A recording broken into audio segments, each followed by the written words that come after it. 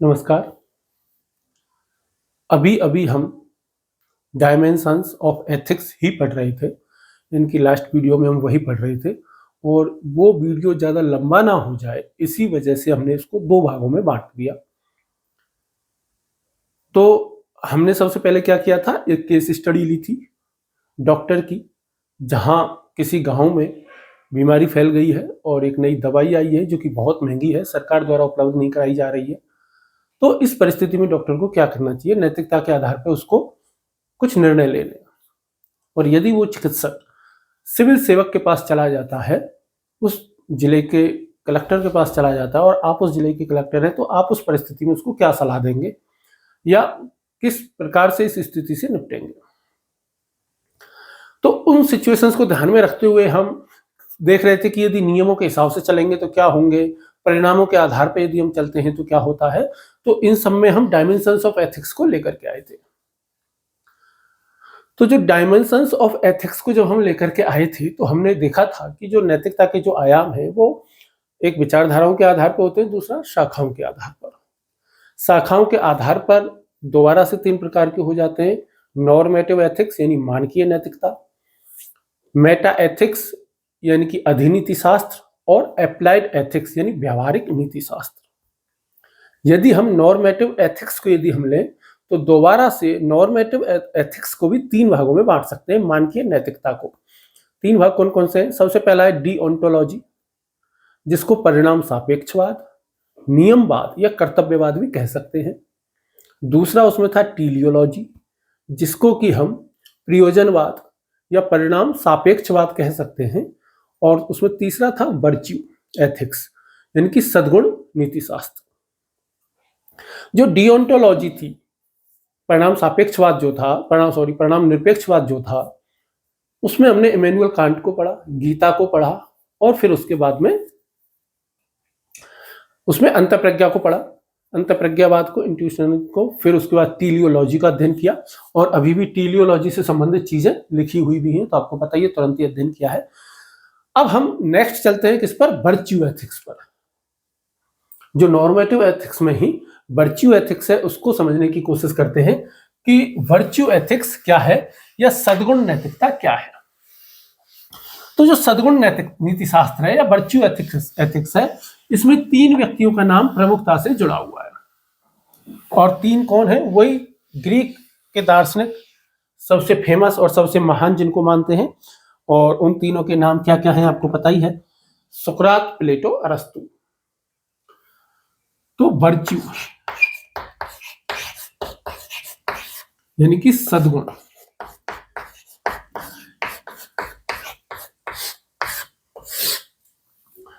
तो इसमें जो नाम जो जुड़ते हैं उनमें सबसे पहला नाम जुड़ता है आपका किसका? सुकरात का।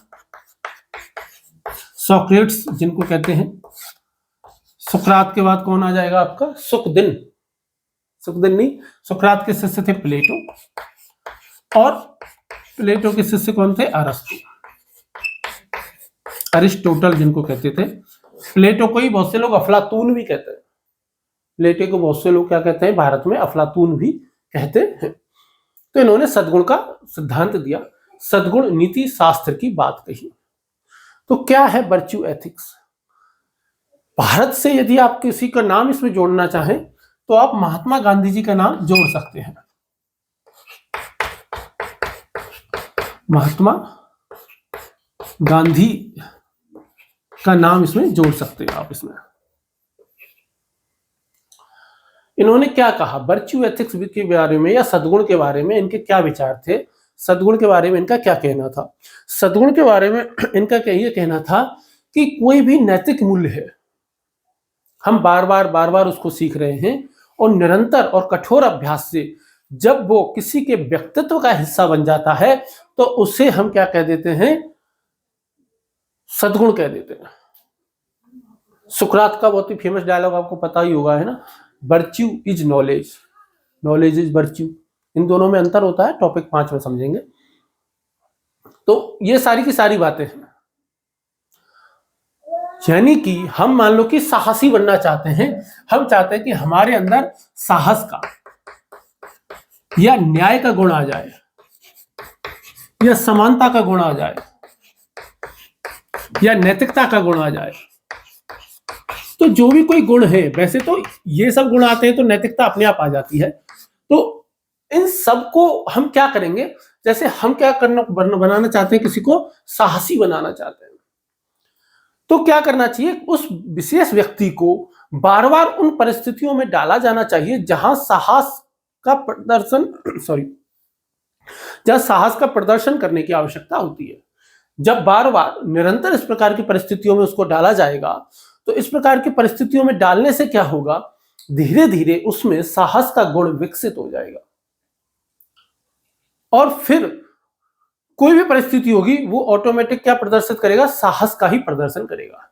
ऐसे ही न्याय है, ऐसी परिस्थितियों में डालो जहां उसको बार बार न्याय करना हो, निरंतर कठोर अभ्यास जब वो करेगा, निरंतर जस्टिस की प्रैक्टिस करेगा, तो फिर क्या होगा, वो ऑटोमेटिक न्याय प्रिय हो जाएगा और वो हर परिस्थिति में क्या करना सीख जाएगा, न्याय करना सीख जाएगा। ऐसे ही समानता की बात है। तो कोई भी मूल्य है, नैतिकता के जो मूल्य है, मानवीय मूल्य जिनको कहते हैं, नैतिक मूल्य जिनको हम कहते हैं, उनका यदि हम बार बार क्या करें, बार बार यदि हम उनका अभ्यास करें, उन परिस्थितियों में डालें किसी को, और उन्हीं तो क्या होगा, वो गुण हमारे अंदर विकसित हो जाएगा। ये हमारा क्या कहता है, वर्च्यू एथिक्स हमारा ये कहता है, सद्गुण का सिद्धांत ये बात कहता है। बहुत आसान है, बिल्कुल भी कठिन नहीं है। कोई भी मूल्य है, नैतिक मूल्य है, हम उसको अपने अंदर समाहित करना चाहते हैं, किसी भी व्यक्ति के अंदर समाहित करना चाहते हैं, बार बार उसका अध्ययन करो, बार बार उसका रिपीटेशन में उसका वैसी परिस्थितियों में उसको लेकर के आओ, धीरे धीरे वो आपके व्यक्तित्व का क्या बन जाएगा, हिस्सा बन जाएगा। यही सद्गुण है और यही सद्गुण नीति शास्त्र है। अब देखिए क्या है कि जैसे साहस है, साहस के दो स्तर होंगे, एक है कायरता और दूसरा क्या है, पागलपन या दुस्साहस।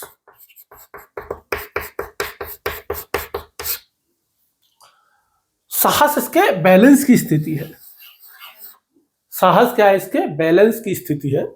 तो जब निरंतर अभ्यास किया जाएगा, कठोर अभ्यास किया जाएगा, तो धीरे धीरे क्या हो जाएगा, व्यक्ति इसमें सामंजस्य बिठाना शुरू कर देगा कायरता और पागलपन के बीच में। पागलपन क्या है, कोई कि भाई मैं बहुत ज्यादा साहसी हूं, कितने साहसी हो कि भाई मेरे अंदर साहस है कि मैं 50 मंजिल की बिल्डिंग से कूद सकता हूं, 3 मंजिल की बिल्डिंग से कूद सकता हूं बिना किसी प्रयोजन के, तो पागलपन ही हुआ, दुस्साहसी हुआ, क्रैक कह देंगे लोग उसको। तो इस तरह की बातें हैं। तो चलिए फिर आगे चलते हैं। वर्च्यू एथिक्स इतना सा ही है, यहां आप इतना समझ लोगे काफी है। टॉपिक नंबर 5 में तो हमको अच्छे से समझना ही है। वर्च्यू एथिक्स के बाद में यहां पे हमारा क्या खत्म हो जाता है, नॉर्मेटिव एथिक्स भी हमारी यहीं समाप्त हो जाती है। अब हमारी जो नेक्स्ट जो आती है उसको हम कहेंगे मेटा एथिक्स। तो चलिए मेटा एथिक्स को समझ लेते हैं कि मेटा एथिक्स क्या है। मेटा एथिक्स को कहते हैं अधिनीति शास्त्र। जैसे मेटाफिजिक्स की बात हम करते हैं फिलॉसफी में, ऐसे ही मेटा एथिक्स की बात हम करेंगे। और मेटा एथिक्स शब्द जहां भी जुड़ जाए वहां अमूर्तता आ जाती है, एब्स्ट्रैक्ट बहुत ज्यादा आ जाता है। तो देखते हैं मेटा एथिक्स। मेटा एथिक्स यानी कि अधिनीति शास्त्र। क्या होता है अधिनीति शास्त्र? देखिए, एक तो है कि भाई नैतिकता है, हमें नैतिक रहना है, ये तो नॉर्मेटिव में आ गया। और किन किन आधारों पर हम नैतिक रह सकते हैं, कौन कौन से बेस हैं वो। जैसे हमने ये कहा कि चोरी करना गलत है,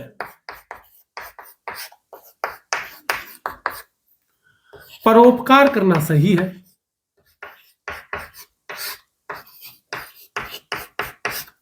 या दान करना सही है। हम यहां पे इस शब्द की व्याख्या नहीं करेंगे कि चोरी करना गलत है कि नहीं, ये तो हम नॉर्मेटिव एथिक्स में देखेंगे। लेकिन जो गलत है, गलत शब्द के क्या मायने हैं, किस चीज को कहेंगे गलत है, रॉन्ग। रॉन्ग यदि आप कह रहे हो तो क्या है रॉन्ग, इस शब्द को ही देखेंगे, किस चीज को रॉन्ग कहेंगे। क्यों कहेंगे, कैसे कहेंगे, और what is right, how it is right, कैसे सही है। तुमने सही तो कह दिया सही है, लेकिन कैसे सही है? परोपकार करना सही है, कैसे सही है भाई परोपकार करना? भाई लोगों की मदद करनी चाहिए। अब कोई आतंकवादी है, अब उसकी भी जान पे बनाई है, तो उसकी भी मदद करें। तो फिर वहां सही क्यों और वहां गलत क्यों? एक ही चीज है कि भाई परोपकार करना सही है, दूसरों की मदद करना सही बात है, लेकिन एक परिस्थिति में तुम कह रहे हो नहीं वो गलत है, तो फिर वो सही गलत कैसे हो गया वहां पे? इस चीज का जो अध्ययन किया जाता है उसको हम कहते हैं मेटा एथिक्स, अधिनीति शास्त्र। जब भी अधिनीति शास्त्र का जिक्र आए या अधिनीति शास्त्र को जब समझने की बारी आएगी, तो कुछ विचारकों के नाम सबसे पहले आते हैं। तो हम देख लेते हैं कुछ विचारकों के नाम। यूपीएससी के लिए इन विचारकों के नाम इतने इंपॉर्टेंट नहीं है, क्योंकि यूपीएससी में जो क्वेश्चन भी आते हैं या केस स्टडी में तो वैसे ही नाम नहीं आ सकता, क्वेश्चन भी आएंगे जो सैद्धांतिक, उनमें भी किसी विचारक का नाम नहीं दिया जाता। बहुत रेयर परिस्थिति में किसी विचारक का नाम देंगे, नहीं तो किसी विचारक का नाम ही नहीं देंगे। अगली वीडियो में हम यही डिस्कस, वो पुराने सालों के क्वेश्चन ही लेंगे एक एक और उन पर डिस्कस करने ही वाले हैं। वो केवल कथन देंगे, लेकिन हम यहाँ पे विचारकों के नाम भी पढ़ेंगे, उनकी पुस्तकों के नाम भी पढ़ेंगे, पुस्तकों का प्रकाशन वर्ष भी देखने की कोशिश करेंगे, हो सके तो जो बहुत ज्यादा मोस्ट इंपोर्टेंट है, तो वो स्टेट पीसीएस की वजह से करेंगे। एथिक्स के लिए कोई आवश्यकता नहीं है, यूपीएससी के लिए, स्टेट पीसीएस के लिए वो पुस्तकों के और विचारकों के नाम चाहिए होते हैं। यूपीएससी में भी ठीक है, आंसर लिखते समय यदि विचारकों के नाम लिख दें, उनकी पुस्तकों के नाम लिख दें, तो बात में तो वजन आता ही है। तो यहां पे यदि हम सबसे पहले देखेंगे, तो सबसे पहला नाम यदि हम किसी का यहां पे मेटा एथिक्स में जोड़ेंगे, तो जीई मूर का जोड़ सकते हैं। जीई मूर, इनकी पुस्तक है और उस पुस्तक का नाम है प्रिंसिपिया एथिका। अंग्रेजी में ही लिखी हुई है ना, प्रिंसिपिया एथिका, और ये बुक आई 1903 में। मूर में बहुत गहराई वाले प्रश्न हैं, और ये सब इन्हीं चीजों पर विचार किया जाता है कि भाई अच्छा है तो क्या चीज, जैसे अनुशासन अच्छा है, पर किसी को अनुशासन बहुत बुरा भी लग सकता है। अनुशासन बहुत सख्ती है, बहुत बुरा व्यवहार बच्चों के साथ किया जाता है अनुशासन के समय, या सैनिकों में जब अनुशासन डाला जाता है, या कहीं भी किसी भी संस्था में, तो लोगों को बहुत बुरा लगता है, बच्चों को बहुत बुरा लगता है अनुशासन, डिसिप्लिन, लेकिन अंततः ये उनके लिए क्या है, फायदा है। तो एक के लिए अच्छा है, दूसरे के लिए खराब है, तो ये कैसे है, क्यों है, किन परिस्थितियों में ऐसा होता है, ये सब मूर अध्ययन करता है। इस पुस्तक में इसके बारे में डिटेल से बताया गया है। किसी दूसरे विचारक का नाम इसमें जोड़ना हो तो डेविड ह्यूम को ले सकते हैं।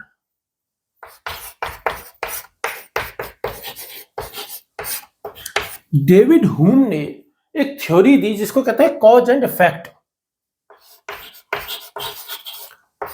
Cause and effect, cause and effect क्या है? कारण और प्रभाव का सिद्धांत। इसको क्या कहते हैं? कारण और प्रभाव का सिद्धांत।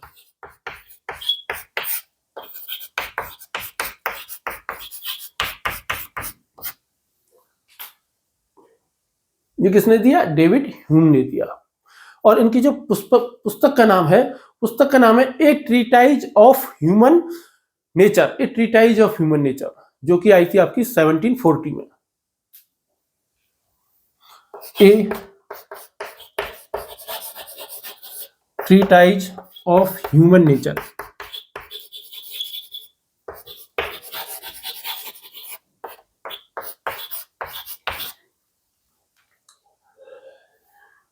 ये कारण और प्रभाव थ्योरी इनकी क्या कहती है कि कुछ भी होगा उसका क्या होगा, कोई भी काम होगा उसका एक कारण होगा, उस कारण का एक प्रभाव होगा, और उस प्रभाव से एक नया कारण होगा, और उस नए कारण का एक और प्रभाव होगा। और इसी प्रकार से जो ह्यूमन नेचर है वो आगे काम करता रहता है या आगे बढ़ता रहता है, या इसी प्रकार से ह्यूमन नेचर कार्य करता है। और तो नैतिकता को समझने के लिए, मेटा एथिक्स को समझने के लिए ये पुस्तक भी जो है मेटा एथिक्स के संदर्भ में उपयोगी होती है। यदि हम किसी और का भी नाम इसमें लें तो एले हार्ट एक और है, उनका नाम ले सकते हो।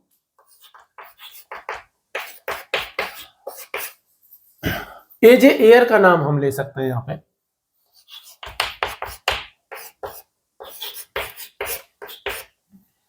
एजे एयर का नाम भी हम यहां पर जोड़ सकते हैं, और जिन्होंने लॉजिकल पॉजिटिविज्म, तार्किक प्रत्यक्षवाद का सिद्धांत दिया। कौन सा सिद्धांत दिया? तार्किक प्रत्यक्षवाद, लॉजिकल पॉजिटिविज्म।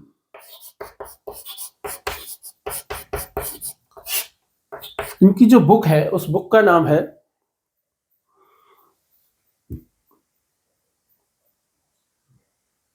तो तार्किक प्रत्यक्षवाद इन्होंने दिया, और इनकी जो पुस्तक है उसका नाम है language, truth and logic. Language, truth and logic. Language, truth and logic. Language, truth and logic, ये इनकी क्या है, एक पुस्तक का नाम है। और ये पुस्तक है वो है शायद आपकी ये 1740 है यार, सॉरी, डेविड ह्यूम। ये 1936, डेविड ह्यूम है ना।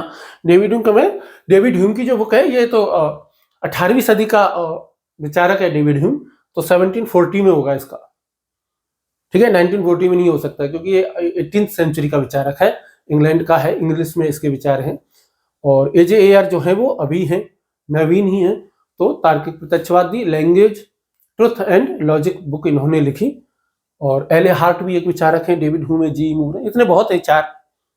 यदि आपसे अधिनीति शास्त्र के बारे में कुछ कोई प्रश्न आ जाए लिखने के लिए तो चार विचारकों के नाम लिख दोगे, 2-3 पुस्तकों के नाम लिख दोगे और मेटा एक्सिस को कुछ उदाहरणों से समझा दोगे तो आपको 5 या 6 नंबर आराम से मिल जाएंगे। 6 नंबर 7 नंबर मिल जाने चाहिए। 5 तो मरे से मरे दे ही देगा, कुछ नहीं होगा जब भी। अब है क्या, अब इसको समझ लेते हैं कि ये बात कहते क्या है। ये अधिनीति शास्त्र सही को गलत और गलत को सही कैसे कहती है। उदाहरण लेते हैं हम, जैसे गाय। गाय हमारी माता है, हमको कुछ नहीं आता है। गाय है, गाय की पूजा करते हैं, पर क्या पूरी दुनिया में पूजा करते हैं? नहीं।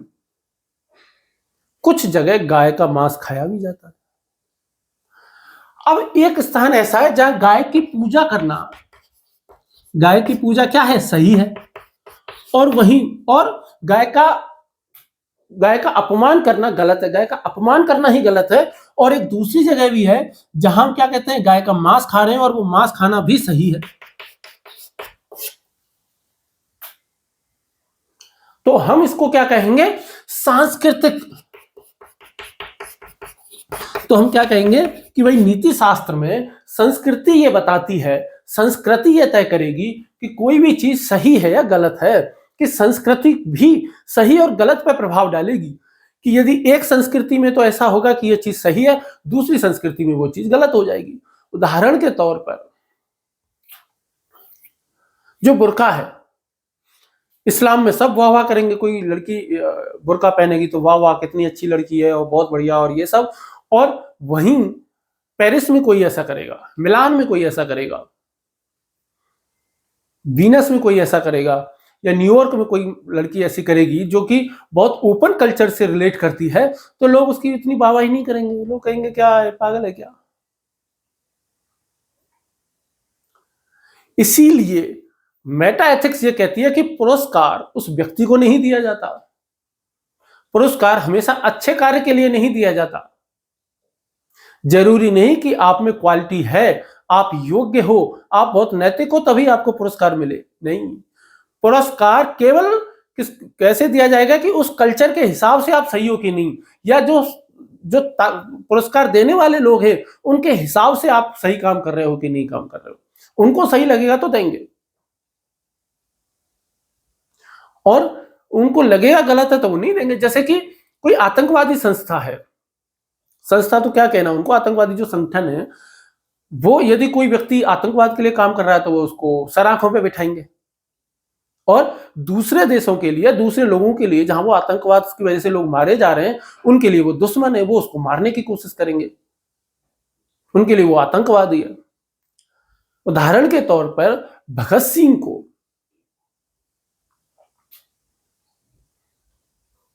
अशफाक उल्लाह खान को, रामप्रसाद बिस्मिल को, राजगुरु को, सुखदेव को, इन सबको हम क्रांतिकारी कहते हैं, हमारे लिए फ्रीडम फाइटर है, हमारे लिए वो बहुत ऊंचे आदर्श हैं। लेकिन तत्कालीन जो ब्रिटिशर्स थे उनके लिए तो वो क्या थे, एक तरीके से उग्रवादी थे। तो संस्कृति का कॉन्टेक्स्ट का अंतर आता है किसी भी चीज को सही और गलत ठहराने में। उस समय भगत सिंह को फांसी पर चढ़ाया गया, आज के समय में होते तो सराखों पे बिठाते। सुकरात को जहर पीना पड़ा, ब्रूनो को जिंदा जला दिया, अरस्तु को शहर छोड़ के भागना पड़ा, हीगल को भागना पड़ा, मार्क्सवाद को देश छोड़ के भागने पड़े, 2-3 देश छोड़ के भागने पड़े। जो बेचारा यहूदी धर्म वाले हैं उनको तो जाने कितनी बार उनको निर्वासन झेलना पड़ा, जाने कितनी बार उनको त्रासदियों का सामना करना पड़ा। जरूरी नहीं कि जो जेल में है वो गलत है और जिसको बहुत ऊंचा पुरस्कार मिल रहा है वो सही है। वो सही और गलत किस वजह से है? तत्कालीन सत्ता में कौन है, ताकत में कौन है, किसके पास पावर है। जो पावर में जो लोग बैठे उनकी विचारधारा कैसी है, उनकी सोच कैसी है। और इसी नैतिकता का परीक्षण कहां किया जाता है? मेटा एथिक्स में किया जाता है, अधिनीति शास्त्र में किया जाता है। जैसे पद्म पुरस्कारों को लेकर के काफी चर्चा होती है, लोग सोशल मीडिया पे काफी वायरल करते हैं कि देखो कांग्रेस में उनको पद्म पुरस्कार मिलते थे, बीजेपी तो इनको दे रही है, कि फलानी पार्टी तो उनको पुरस्कार देती थी, ढिकानी पार्टी तो उनको दे रही है। तो ये किसका अंतर है? विचारधाराओं का अंतर है। उनको लगता है ये बहुत बेहतरीन है, उनको लगता है वो बहुत बेहतरीन थे। तो अपने अपनी विचारधारा है, ताकत जिसके पास है वो उसको पुरस्कार, उसको सम्मान देगा, उसको पुरस्कार देगा, उसको इनाम देगा, और उन विचारधाराओं के अगेंस्ट में जो जाएगा उसको दंडित कर देंगे। गैलीलियो को माफी मांगनी पड़ गई ना, कोपरनिकस की ठुकाई पिटाई सुताई हो गई ना, न्यूटन को माफी मांगनी पड़ गई, न्यूटन जैसे महान वैज्ञानिक को माफी मांगनी पड़ी, सोचो। तो ये सारा का सारा जो है नैतिकता का जो खेल है, किस आधार पर कोई चीज नैतिक है या अनैतिक है। तो एक तो मैंने बता दिया सांस्कृतिक दृष्टिकोण है, और अंतर आप खूब देख, जैसे व्यक्तिगत तौर पर भी लोग सही या गलत बता देंगे, पर्सनल। व्यक्तिगत तौर पे कोई कैसे बताएगा? जैसे मैं कहूं कि यार मेरे को तो ना, मैं तो उल्लू हूं, रात को 2 बजे तक 3 बजे तक पढ़ने में मजा आता है, मेरे को तो रात रात भर पढ़ो भाई साहब, मजा ही आ जाता है। एक दूसरा व्यक्ति होगा, वो क्या कहेगा? सुबह ही सुबह पढ़ने में जो मजा है ना, रात को तो जल्दी सो जाओ, सुबह जगो जल्दी आराम से 4 बजे, और 4 बजे से लेकर के सुबह पढ़ो 10 बजे तक। वो कहता है रात को उल्लू की तरह जागना बेकार है यार। और दूसरे को क्या लग रहा है? अरे सुबह जल्दी जग के कौन पढ़ेगा यार, पागल हो गया। तो व्यक्तिगत अनुभव पे भी क्या हो जाएगा? सही और गलत हो जाएगा। व्यक्तिगत तौर पे और क्या हो जाएगा? शाकाहार और मांसाहार हो जाएगा। हालांकि यह संस्कृति से भी आता है शाकाहार मांसाहार, लेकिन व्यक्तिगत तौर पे भी आता है। कोई शाकाहार को नैतिक बताएगा, कोई मांसाहार को नैतिक बताएगा। कोई कहेगा कि नहीं शाकाहार ऐसा क्या है, कोई कहेगा कि ये तुम मांसाहारी जानवरों को खाते हो, उनमें भी तो आत्मा है। दूसरे लोग क्या कहेंगे, तुम पेड़ों को खाते हो, उनमें आत्मा नहीं होती क्या? वो भी तो सजीव है ना, वो सजीव नहीं है क्या? तो लॉजिक तो अपने अपने है ना। और इस हिसाब से लोग क्या कह रहे हैं कि ये सही है वो गलत है, और इन्हीं का जो गहराई से जो विश्लेषण किया जाता है वो मेटा एथिक्स में किया जाता है। अनुशासन का उदाहरण मैंने आपको अभी दिया। ये कई प्रकार की चीजें हैं। तो उम्मीद है मेटा एथिक्स पे यदि कुछ लिखने को कभी आ जाए तो आप आराम से लिख पाओगे ना। 100 शब्द हैं, 100-150 शब्द लिखने होंगे, आराम से लिख पाओगे ना, कोई दिक्कत वाली बात ही नहीं है। तो आगे हम देख लेते हैं। इसमें बहुत से लोग परिणाम के आधार पे लगा देंगे, उपयोगिता के आधार पे, बहुत सारे बेसिस बनते हैं। तो मेटा एथिक्स में जो याद रखने 4 लोग आप याद रख लोगे बहुत है। जी मूर को याद रख लो, प्रिंसिपिया एथिका 1903 में आई। डेविड ह्यूम याद रख लो, उनका एक सिद्धांत याद रख लो, कॉज एंड इफेक्ट, और उनकी एक बुक याद रख लो, ए ट्रीटाइज ऑफ ह्यूमन नेचर, जो कि 1740 में आई। एल ए हार्ट का नाम याद रख लो, बस एल ए हार्ट का जिक्र कर देना काफी है। और इसके अलावा जी मूर का जिक्र कर देंगे, और जी मूर के साथ साथ उन्होंने जो लॉजिकल पॉजिटिविज्म यानी कि तार्किक प्रत्यक्षवाद का सिद्धांत दिया उसका जिक्र कर दो, और उसी के साथ साथ उनकी जो पुस्तक है लैंग्वेज ट्रुथ एंड लॉजिक उसका जिक्र कर देंगे, जो कि 1936 में आई। तो बात बहुत साफ हो जाएगी। ये 2-4 उदाहरण लिख दोगे कि गाय की पूजा हो गई, अनुशासन हो गई, रात को देर से पढ़ना, सुबह जल्दी जागना, शाकाहार मांसाहार हो गया, पुरस्कार और दंड हो गया, तो बस काफी है, 150 शब्द हो ही जाएंगे। ऐसा क्या है। और पीसीएस में तो छोटा सा पूछेंगे, 3 नंबरों के लिए पूछ लेंगे, तो बस 4 पुस्तकों का इनका जिक्र कर लो, एक एग्जाम्पल दे लो, बात खत्म हो गई।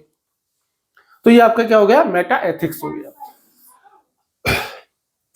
अब मेटा एथिक्स के बाद हम आगे चलते हैं और अप्लाइड एथिक्स को हम देख लेते हैं।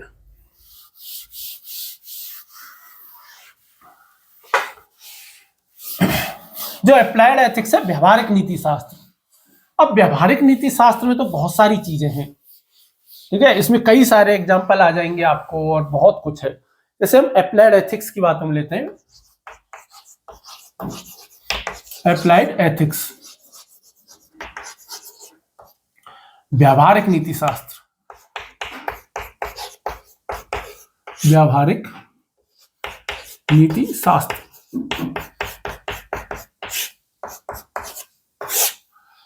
मैंने आपको बताया था कि इसमें बहुत सारी चीजें आती हैं, यानी कि जितने भी पेशे हैं, जितने भी रोजगार हैं, वो सब किस में आ जाते हैं, अप्लाइड एथिक्स में आ जाते हैं। तो सबसे पहले हम ले लेते हैं कौन सा, व्यवसाय ले लेते हैं, व्यावसायिक नीति शास्त्र।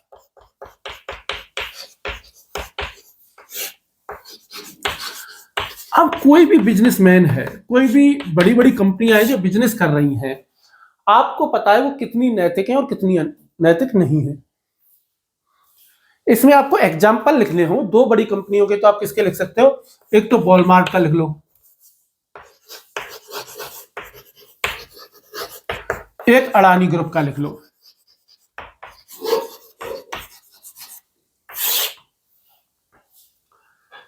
देखिए कंपनियां हैं, कंपनियों से अपेक्षा की जाती है कि वो जो भी काम करेंगी नैतिक रूप से करेंगी, लेकिन आपको पता है कंपनियां किस नैतिक तरीके से काम करती है। इवन जो छोटी छोटी सस्ती, आप देख रहे हैं मार्केट में कितना नकली सामान आता है, कितनी सारी प्राइवेट कंपनियां हैं जो अपने कर्मचारियों का कितना शोषण करती हैं, तो कहां वो नैतिक रही।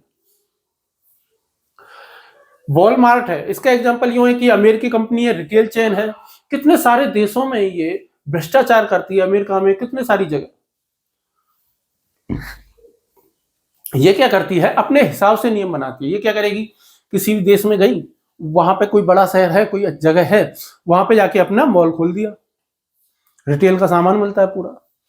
शुरू में इतना सस्ता देगी क्योंकि बड़ी कंपनी है, नुकसान सहन कर सकती है, कि आसपास के जितने भी दुकान हैं सब उठ जाएंगी। अब इसका एकाधिकार हो गया। अब ये जो सप्लाई करने वाला है, अब उस पर दबाव डालेंगे कि सस्ता बेच हमको, और फिर खुद क्या करेंगे, बहुत महंगा बेचेंगे। इस कंपनी ने अपने कर्मचारियों का शोषण करने के बहुत सारे आरोप लगे, उनके मेडिकल को लेकर के बहुत सारी चीजें, कितने सारे देशों में इसने भ्रष्टाचार किया। खुद अमेरिका में इसने रिश्वत दी 125 करोड़ रुपए या कितना की, तो इस पे आरोप भी लगे थे बहुत ज्यादा। और अडानी ग्रुप तो अभी चर्चाओं में चल ही रहा है। आप छोटी छोटी संस्थाएं, जैसे निजी स्कूल है, प्राइवेट स्कूल जो भारत में है, कितने सारे ऐसे प्राइवेट स्कूल हैं जो कि अपने यहाँ, उनके यहाँ टीचर काम कर रहे हैं, उन टीचरों का शोषण किया जा रहा है, उनका खून चूस लेते हैं, उनको कोई फैसिलिटी नहीं देते, सैलरी के नाम पे थोड़े से पैसे देंगे और बहुत ज्यादा काम करेंगे, बहुत ज्यादा शोषण उनका होगा। और कई बार तो अनैतिकता बहुत ज्यादा हद से पार हो जाती है, और महिलाओं के साथ तो ये शोषण और भी ज्यादा हो जाता है, जो कि हम लैंगिक नीति शास्त्र में उसका गहराई से जिक्र करेंगे। तो ये व्यावसायिक नीति शास्त्र है। दूसरा यदि आप लोगे चिकित्सा नीति शास्त्र, चिकित्सा के फील्ड में यदि आप जाओगे तो आपको पता है एमआर क्या काम करते हैं। जो दवाई कंपनियां जो होती है ना, वो लोगों पे प्रयोग कर रही हैं, गिनी पिग बना के रख दिया उन पे। गिनी पिग का मतलब होता है जो छोटे छोटे चूहे होते हैं जिन पे दवाइयों को टेस्ट करते हैं, इंसानों पे टेस्ट करते हैं, इंसानों को बिना बताए। जैसे अमेरिका की एक दवाई कंपनी थी जिसने ग्वाटेमाला देश में ये किया। ये मामला तो काफी पुराना है, 1947-48 का है। तो वहां एक एसटीडी फैली हुई थी, सेक्सुअल ट्रांसमिटेड डिसीज। एसटीडी क्या होती है? Sexual transmitted disease. ये फैली हुई थी। जब ये फैली हुई थी तो उन्होंने बिना बताए बहुत सारे लोगों पर उन दवाइयों का प्रयोग किया। जैसे बेचारी वैश्याओं पे कर दिया, प्रोस्टिट्यूट्स पे, उनको पता नहीं था, और भी गरीब लोग, बीमार लोग, बिना बताए। और इसमें 100 से ज्यादा लोग, 100 के लगभग लोग मारे गए। 100 से ज्यादा, 100 के लगभग। आंकड़े तो कभी सच होते नहीं है, आपको पता ही है। ऐसा कहते हैं कि दुनिया में 3 तरीके के झूठ होते हैं। एक होता है झूठ, फिर होता है सफेद झूठ, और फिर उसके बाद आते हैं आंकड़े, सरकारी आंकड़े खासतौर पर। सबसे बड़े झूठ क्या होते हैं? आंकड़े। ऐसा मैंने मतलब किसी एक बड़े आदमी ने कहा था, वो नाम याद नहीं आ रहा उन व्यक्तियों का। तो इसमें लगभग 100 के आसपास लोग मारे गए, 83 शायद लोग मारे गए थे, एग्जैक्ट संख्या आपको जाननी हो तो। 1947-48 के बाद हुआ। बराक ओबामा ने ऑफिशियली माफी मांगी थी इसके लिए 2010 में। 2010 में जो बराक ओबामा है, उन्होंने ऑफिशियली माफी भी मांगी थी इसके लिए। और कितनी सारी चिकित्सा के क्षेत्र में जितनी अनैतिकता है, आप पूछो ना, बहुत ज्यादा। तो चिकित्सा नीति साथ आपको पता है ना, डॉक्टरों को जब वो डॉक्टर बनते हैं तो उनको कसम दिलाई जाती है, जिसको हिप्पोक्रेटिक ओथ कहा जाता है। थ्री इडियट फिल्म में भी इसका जिक्र है। अरे तुम, वो आमिर खान कहता है ना कि तुम डॉक्टरों को कसम दी जाती है ना, डॉक्टर बनते हो तो। न्यूरालिंक की कंपनी है। किसकी कंपनी है ये? Elon Musk. इस कंपनी पे आरोप लग रहे हैं कि ये क्या कर रही है? एक चिप बना रही है। क्या कर रही है? ये एक चिप बना रही है, और ये ऐसी चिप होगी जो कि ये कह रहे हैं कि मनुष्य के मस्तिष्क में हम लगाएंगे, और जिससे मनुष्य की क्षमता जो है, कैपेसिटी जो है, वो कई गुना बढ़ जाएगी। जैसे मोबाइल में लगाते हैं तो मेमोरी बढ़ जाती है, लैपटॉप में लगाते हैं वो तो मेमोरी बढ़ जाती है। तो मनुष्य के मस्तिष्क में लगाएंगे तो उसकी कैपेसिटी कई गुना बढ़ जाएगी। तो यह आरोप लगे कि ये जो बानरों पे जो प्रयोग कर रहे हैं, बंदरों पे जो प्रयोग कर रहे हैं, उन बंदरों पे कईयों की मौत हो गई और कुछ अमानवीय प्रयोग किए गए, ऐसा कहना है। रूमर्स का ये कहना है।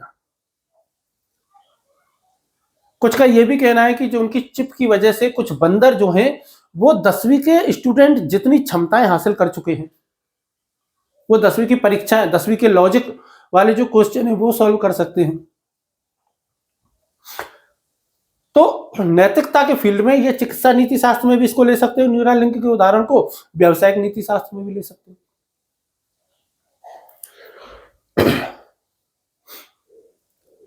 नैतिकता को यदि आपको गहराई से समझना हो, मतलब देखना हो, समझना हो, तो एक बहुत ही साउथ की एक फिल्म है अपरिचित। जहां भी उसको अनीति होते हुए दिखती है, अनैतिक कोई भी कार्य होता है, वो उसका सेकंड पर्सनैलिटी उसकी हावी हो जाती है। जब क्लच वायर वाला एक खराब वायर बना देता है, खाने वाला अच्छा खाना नहीं देता है, रिश्वत कहीं पे वो होता हुआ देखता है, तो वो सारी सब कुछ। इसी प्रकार से आप राजनीति में लेकर के आ जाओ इसको, राजनीति के तो जिक्र ही नहीं करें तो ही ठीक है नैतिकता के मामले में। तो खेलों का जिक्र आप कर सकते हो। खेलों में एग्जांपल कौन कौन से? कितने सारे बॉल टेम्परिंग के मामले हो गए क्रिकेट में, तो पूछो ना। ऑस्ट्रेलिया तो पूछो ना, इस मामले में कितनी बदनाम है, बेईमानी के मामले में, खासकर टेस्ट मैचों में। एक बार ऑस्ट्रेलिया ने के बॉलर ने ऐसे अंडर आर्म बॉल कर दी थी, लास्ट बॉल पे 6 रन चाहिए थे न्यूजीलैंड को। तो खेल भावना के माइक टाइसन जो था, वो कान खा गया था, मुक्केबाज था, वो अपने विरोधी का कान काट लिया था उसने। एक बार फीफा वर्ल्ड कप में एक हाथ से गोल हो गया था, रेफरी ने उसको वैलिड मान लिया, जो खिलाड़ी था उसने बताया नहीं कि हाथ से हुआ है। उसको क्या गोल्डन हैंड कहते हैं क्या, ऐसा कुछ नाम है उसका, डियागो मैराडोना के हाथ से हुआ था फीफा वर्ल्ड कप में। ऐसे कितने, सैंडल गेट मामला हुआ बॉल टेम्परिंग का, बॉल टेम्परिंग के तो कितने सारे मामले हुए। तो ये सारे के सारे जो है वो किसमें आते हैं, खेल नैतिकता से जुड़े हुए मामले।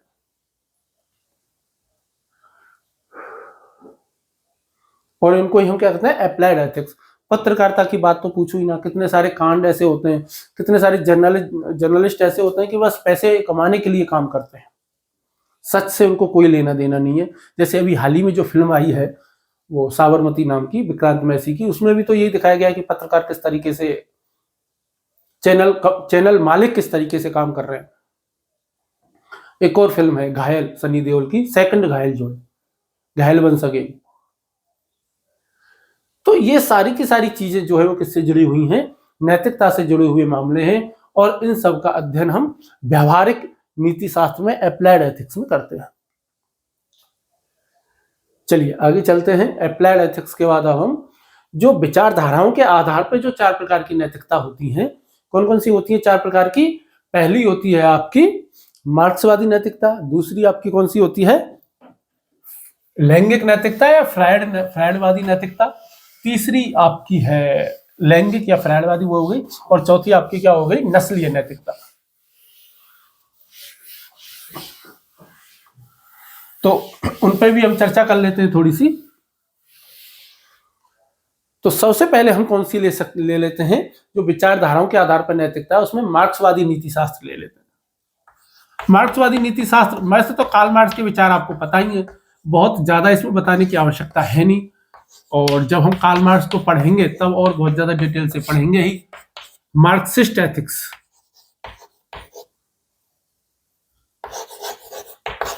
मार्क्सिस्ट एथिक्स,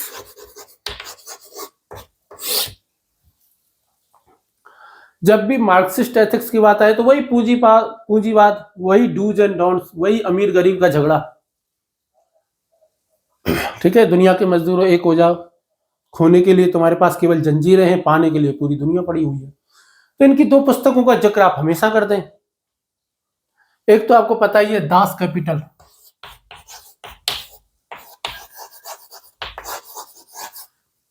' 1867 में आई।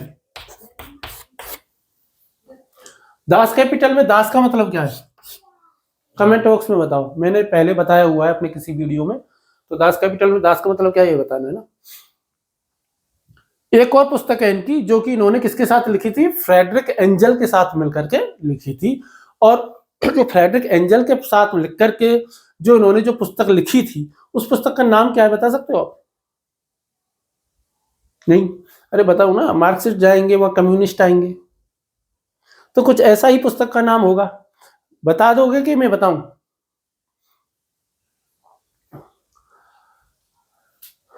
उस पुस्तक का नाम है कम्युनिस्ट मैनिफेस्टो।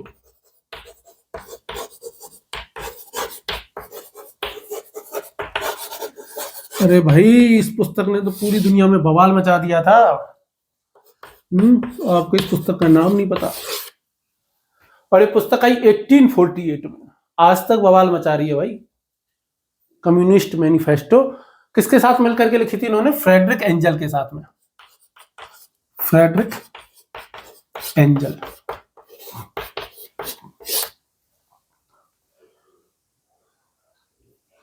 तो इन 2 पुस्तकों का जिक्र कर दो, अमीर गरीब का जिक्र कर दो, डूज एंड डोंट्स का कर दो, कह दो कि भाई दुनिया का इतिहास वर्ग संघर्ष का इतिहास है, इसमें 2 ही वर्ग हैं, एक अमीर वर्ग है, एक गरीब वर्ग है, और अमीर लोग जो है वो हमेशा से अनैतिक रहे हैं, गरीब लोगों को विचारों को नैतिक बनाया जाता है जबरदस्ती।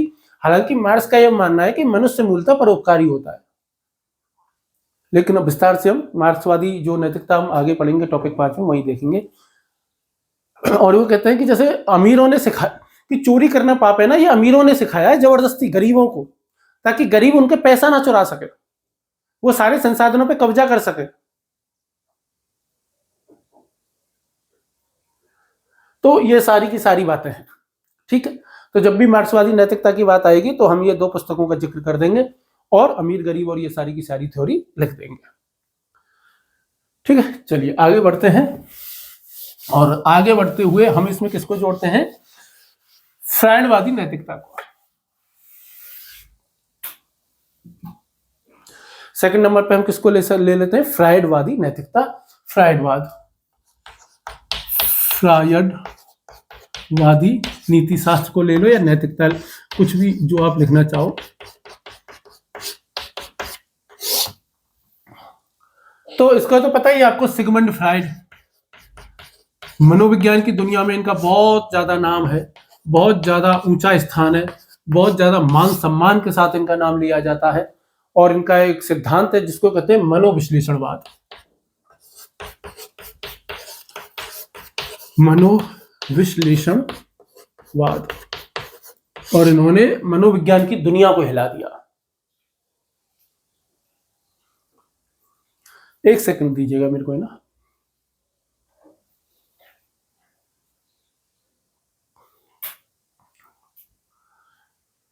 माफी चाहूंगा परेशानी के लिए। चलिए आगे देख लेते हैं। तो मनोविश्लेषणवाद इन्होंने दिया, जिसकी वजह से क्रांति हो गई। इनको समझना हो तो इनकी जो प्रमुख थ्योरी जो है नैतिकता के फील्ड में, वो इड, ईगो, सुपर ईगो की है। और इनकी पुस्तकों के नाम यदि आपको जानना, वैसे तो इतने इंपॉर्टेंट है नहीं इनकी पुस्तकों के नाम, है ना, यूपीएससी के लिए तो बिल्कुल ही नहीं है, फिर भी सपनों का मनोविज्ञान, द इंटरप्रिटेशन ऑफ ड्रीम्स, सपनों का मनोविज्ञान,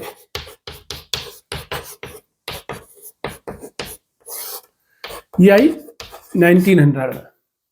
द इंटरप्रिटेशन ऑफ ड्रीम्स उस पुस्तक का नाम है, सपनों का मनोविज्ञान। और जो दूसरी, जो इनकी एक और जो पुस्तक है जिसमें प्रमुख रूप से साइकोलॉजी के सिद्धांत जो दिए गए हैं, उस पुस्तक का नाम है civilisation and its discontents. Civilisation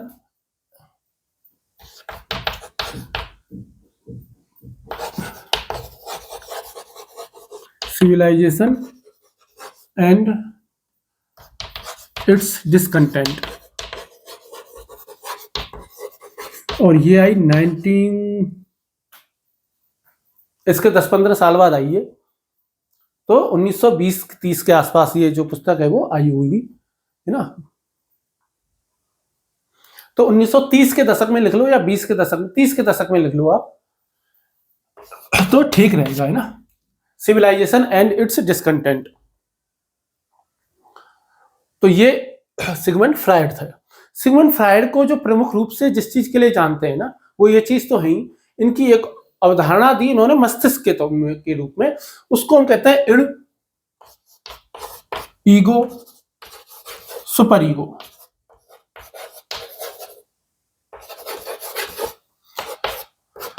अब देखो, आम आदमी की भाषा में तो ईगो कुछ अलग चीज होती है, तो क्योंकि आम आदमी तो भोंदू होता है, मोस्टली भोंदू पैदा होता है, भोंदू ही जिंदा रहता है, भोंदू ही मर जाता है।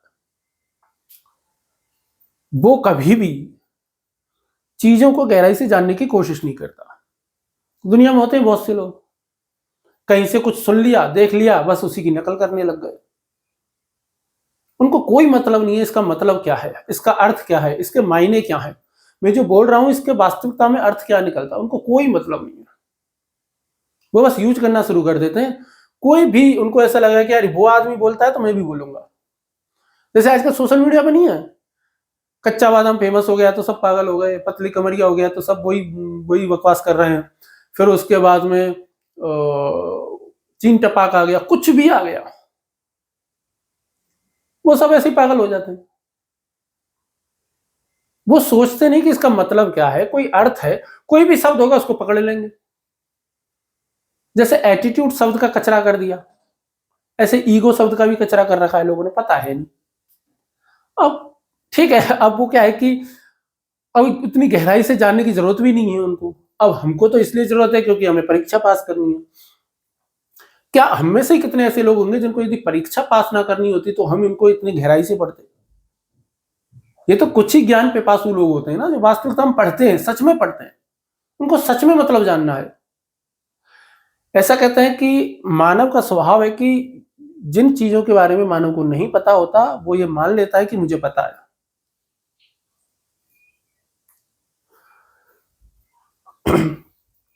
तो इड, ईगो, सुपर ईगो क्या होता है? इड, ईगो, सुपर ईगो वो कहता है कि हमारा मस्तिष्क जो है ना, दिमाग जो है, वो तीन चीजों से बना होता है। इड है, ईगो है, सुपर ईगो है। जो हमारा इड़ मस्तिष्क है वो कहता है कि ये वासनाओं से भरा हुआ है, वो कहता है कि ये इच्छाओं से भरा हुआ है।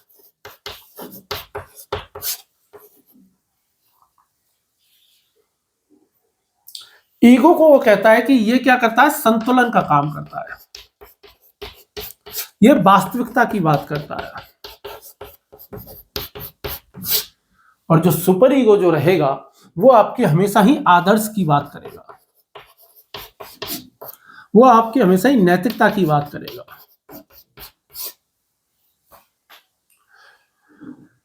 ये दोनों के दोनों हमारे अवचेतन मस्तिष्क हैं। जैसा नहीं है कि मेरा मन कह रहा है यार, वो वाली बात है। कैसे, देखिए गौतम बुद्ध कहकर के गए हैं कि हमारे दुखों का कारण क्या है, इच्छाएं हैं, वासनाएं हैं।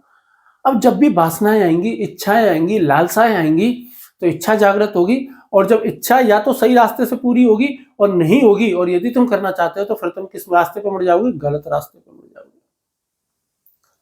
इसीलिए इड़की कहते हैं कि ये हमें अनैतिक के मार्ग पर, अनैतिक मार्ग पर ले जा सकता है।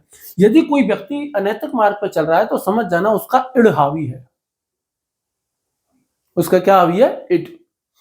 और यदि कोई बहुत ज्यादा नैतिक है, जैसे गांधी जी हो गए, नेल्सन मंडेला हो गए, भगत सिंह जैसे लोग हो गए, और भी ये सारे के सारे लोग, इनका क्या हावी था, सुपर ईगो हावी था। विवेकानंद हो गए।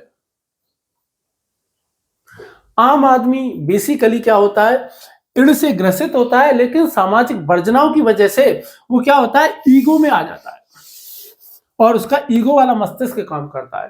हालांकि आम भाषा में ईगो में रहने का मतलब होता है कि लोग वैसे रहते ना, घमंड में आ जाते हैं, उसको ईगो में रहना कहते हैं। इसको हम थोड़ा सा यही समझ लेते हैं, इतना सा ही, और डिटेल में हम जो है इसको एटीट्यूड जब हम पढ़ेंगे तो और देखेंगे इसको अच्छे से। अगला ही टॉपिक है हमारा एटीट्यूड, अभिवृत्ति, वहां और इसको गहराई से समझेंगे। अभी के लिए आप बस इतना सही समझ लोगे, हल्का सा छोटा सा, तो पोर्शन काफी है। तो ये बात कौन कह के गया, सिगमंड फ्रायड को। सिगमंड फ्रायड की बातों को आगे जिसने बढ़ाया, उनका नाम यदि आप लिखना चाहो तो लिख सकते हो, नैन्सी कुडोरो।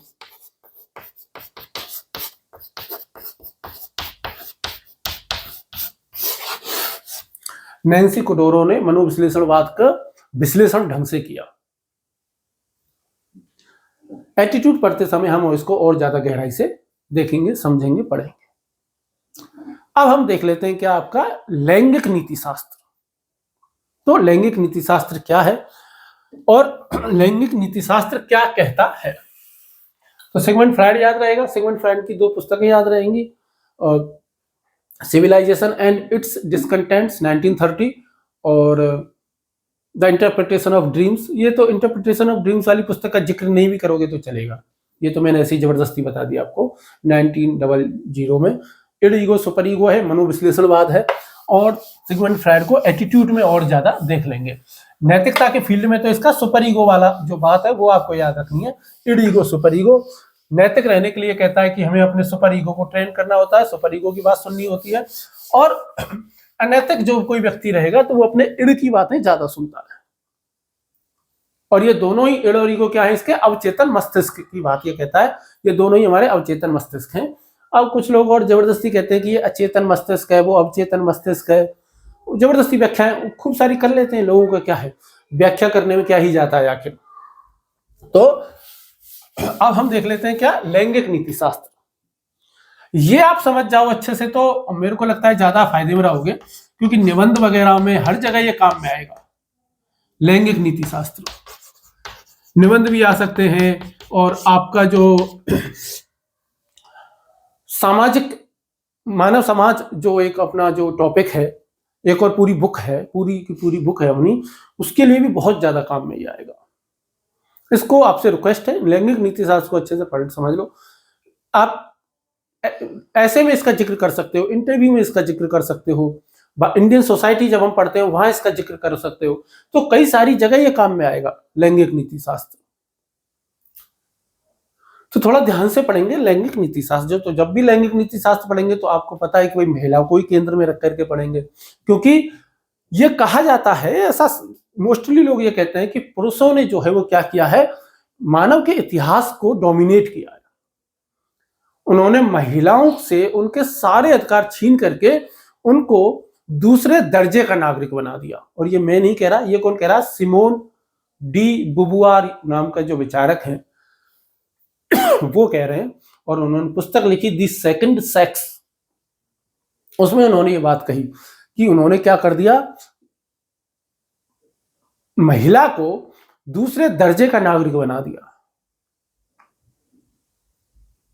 फ्रेडरिक एंजल और जो पैट्रिसिया हिल कॉलिंस हैं, ये दोनों और भी कई सारे ऐसे विचारक हैं जो कहते हैं कि शादी अनैतिक है, शादी पुरुष के पक्ष में झुकी हुई है, पुरुष स्त्रियों पे डोमिनेंस करना चाहते हैं। इसीलिए उन्होंने क्या किया, शादी नाम का एक चक्रव्यूह रचा और इस चक्रव्यूह में स्त्रियों को जकड़ लिया।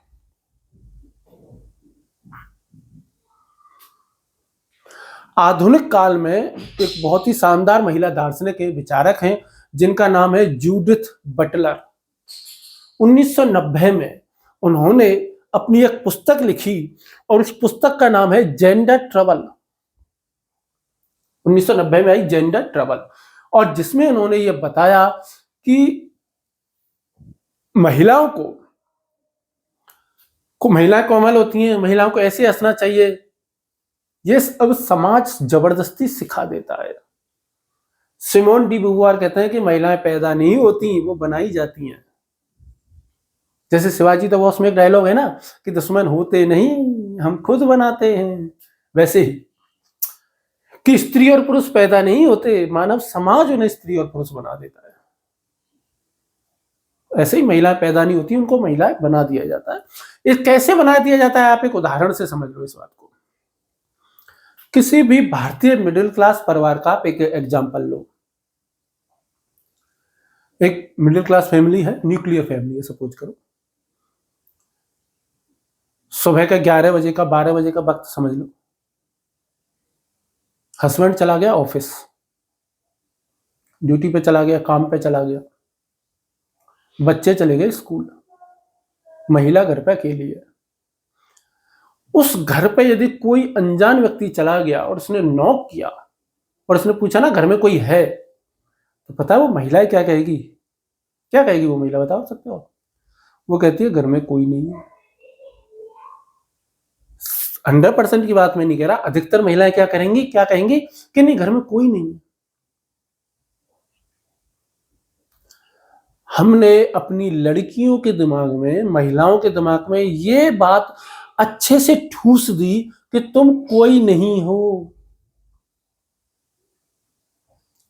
इस देश की आधी आबादी को लगता है कि वो कोई नहीं है। बहुत गहराई से ये बात ठूस दी गई। आप किसी भी मिडिल क्लास फैमिली में जाओ, वहां पे खाना बनता होगा ना, तो तब बनेगा जब पति को भूख लग रही होगी, तब नहीं बनेगा जब पत्नी को भूख लग रही होगी। वाइफ क्या कहेगी, बता देना खाना कब बनाना, अरे आ जाओ खाना बनाना है, कितनी देर हो गई खाना बनाना।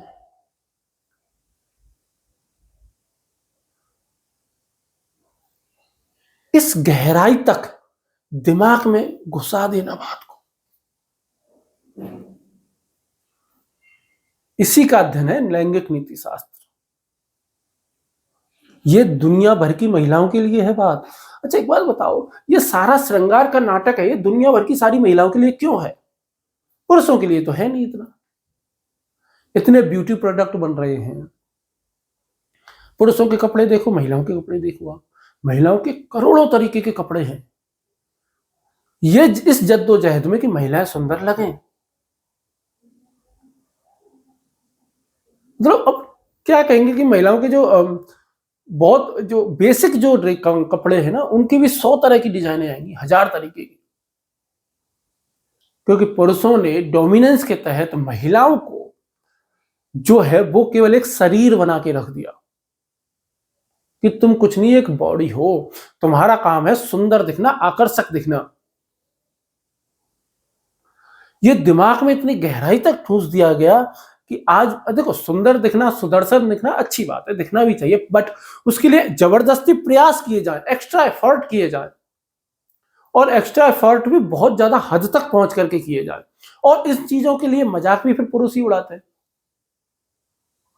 क्योंकि बात यह है, देखो, दुनिया भर की जितने भी देश हैं, पूरी दुनिया में कोई ऐसा देश नहीं है जहां महिलाओं को शादी में 100% ये गारंटी है कि उसका हस्बैंड किसी दूसरी महिला के पास ना चला जाए। ये उनके मन में हमेशा खतरा है। चाहे पश्चिम की बात हो, पूर्व की बात हो, उत्तर की बात हो, दक्षिण की बात हो, लगभग हर कल्चर में ऐसा है। लगभग हर कल्चर में बेचारी महिलाओं को यह खतरा है कि उनका पति किसी ना किसी तरीके से कहीं ऐसा ना हो मुझे छोड़ के किसी दूसरी महिला के चक्कर में फंस जाए। और दुनिया भर की हर संस्कृति में, हर धर्म में लगभग ये प्रावधान है कि पुरुष दूसरी शादी आराम से कर सकता है।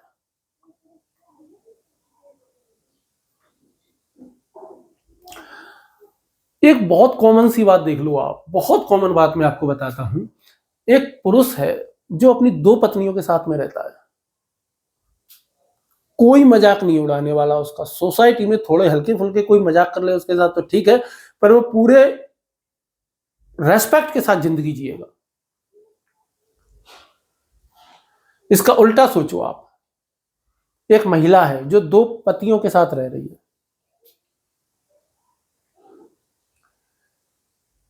उन दोनों पतियों का और उस महिला का, तीनों का जीवन उनको जीने नहीं देंगे, ताने मार मार के, उनकी हंसी उड़ा उड़ा के, उनकी बुराई कर करके, और उस महिला को तो स्पेशल नाम दे देंगे, चरित्रहीनता का आरोप लगा देंगे, पुरुष पर नहीं लगाएंगे।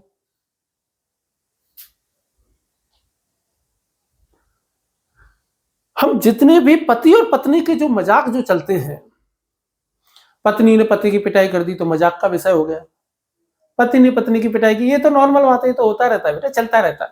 थप्पड़ फिल्म देखो आप, पता चलेगा। जब वो लड़की कहती है कि ठीक, उसको सब कहते हैं बेटा एक थप्पड़ की तो बात है, तो वो क्या कहती है कि नहीं मार सकता, उसको अधिकार नहीं है मुझे मारने का। क्यों मारेगा? ठीक है मैंने भले ही गलती की, फिर भी नहीं मार सकता। भलाए बुराए जैसा भी है, मेरा पति मेरा देवता है। शराब पी रहा है, लात मार रहा है, दिन रात ठुकाई कर रहा है, कोई नहीं, मेरा पति है जी, क्या ही कर सकते हैं, हस्बैंड है।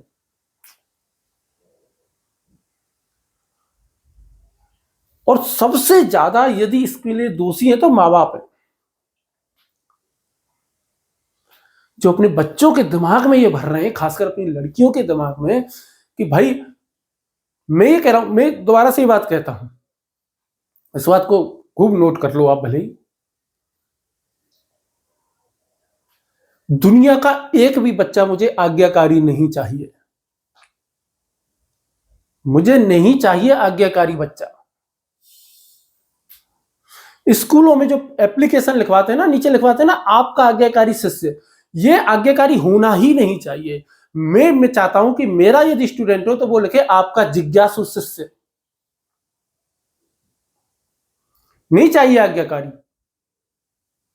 जो आज्ञाकारी होगा, जो जितना ज्यादा आज्ञाकारी होगा वो उतना ही भोंदू होगा, उसमें नवीनता आ ही नहीं सकती, उसमें मौलिकता आएगी ही नहीं। बहुत कम, रेयर चांस है। जितने भी दुनिया के मौलिक लोग हुए हैं आप देख लो, सब समाज से आगे निकल करके ही हुए, समाज के विपरीत दिशा में चल करके ही हुए हैं। यदि वो भी 100% आज्ञाकारी होते ना तो इतनी मौलिकता आ ही नहीं पाती। जिस टेक्नोलॉजी की बदौलत आप और हम अभी जो ये काम कर रहे हैं, ये काम संभव ही नहीं होता यदि दुनिया में सब लोग आज्ञाकारी होते। नहीं चाहिए एक भी आज्ञाकारी स्टूडेंट, मुझे मेरी खुद की संतान भी आज्ञाकारी नहीं चाहिए। जिज्ञासु चाहिए, मौलिक चाहिए, नवीन चाहिए, नवीन विचारों वाली चाहिए, स्वतंत्र चाहिए।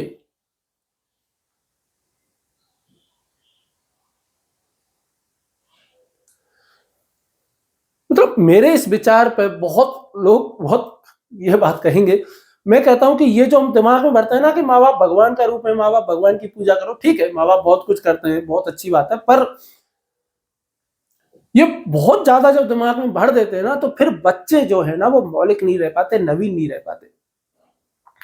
फिर वो हाँ पापा ने कहा है वो तो करना ही पड़ेगा। वो एक फिल्म है ना, उस जो जीजा जी बोलेंगे वो मैं करूंगा। अरे कुछ तो सोच लो भाई। और इसी के चक्कर में कितने सारे बच्चे हैं ना, जो आज जो जितने भी स्टूडेंट जो सुसाइड कर रहे हैं उनमें से मोस्टली कई सारे ऐसे बच्चे होंगे जो कि बस मैं माँ बाप की इच्छाओं पे खरा नहीं उतर पाया, सॉरी मम्मी पापा मैं आपकी इज्जत नहीं रख पाया, बेटा हमारे हाथों में तेरी इज्जत है देख लेना। दिन रात सुबह शाम यही गाना बजता रहता है, बेटा कलेक्टर बन के दिखा दे यार, तेरे बाप की नाक की बात है यार, डॉक्टर बन के दिखा दे बेटा, तेरे बाप की इज्जत का सवाल है। थॉमस हॉब्स पता है क्या कहता है? वास्तविकता में देखो, हम में से जितने भी लोग हैं उनमें से, जैसे आप लोग आईएएस बनना चाहते हैं, कलेक्टर बनना चाहते हैं, आप सच सच बताओ, कलेक्टर आप खुद ही बनना चाहते हो कि माँ बाप ने और समाज ने आपके दिमाग में बिठा दिया कि नहीं कलेक्टर बनना है? यही हाल लड़कियों का तो बहुत बुरा हाल कर रखा है बेचारियों का। बेटा ऐसे नहीं हंसते, लड़कियों के ऐसे हंसती है, लड़कियों के ऐसे बैठती है, लड़कियों के ऐसे चलती है। लड़कों को कोई नहीं कह, लड़कों को बस एक ही बात कह रहे हैं, अबे लड़का होके रोता है। बहुत सारी की सारी बातें अब कहां तक कहें, बट हाँ ये सारे के सारे जो तर्क है आप जो है वो निबंध में, इंटरव्यू में, यहाँ सब प्रयोग में कर सकते हो, आपके पास तर्क होना चाहिए ना। अच्छा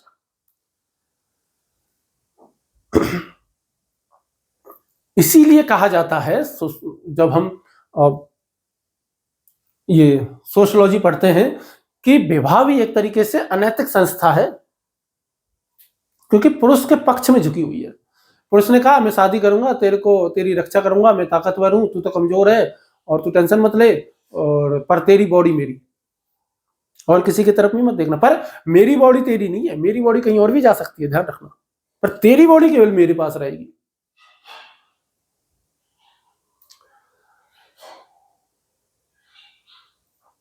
तो ये है, चलो अब शुरू कर लेते हैं, है ना, विधिवत शुरुआत कर देते हैं। विधिवत शुरुआत करते हुए हम 4 लोगों के नाम प्रमुख रूप से लिख लेते हैं इसमें, जो कि बहुत ही सबसे पहले लिखेंगे सिमोन डी बुबुआर। सिमोन डी बुबुआर, इनकी पुस्तक है the second sex.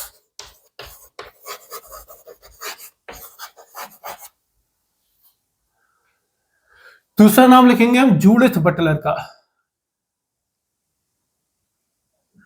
Judith Butler, महिलाएं हैं ये। उनकी जो पुस्तक है उस पुस्तक का नाम है, 1990 में पुस्तक आई, उस पुस्तक का नाम क्या है? Gender gender gender trouble.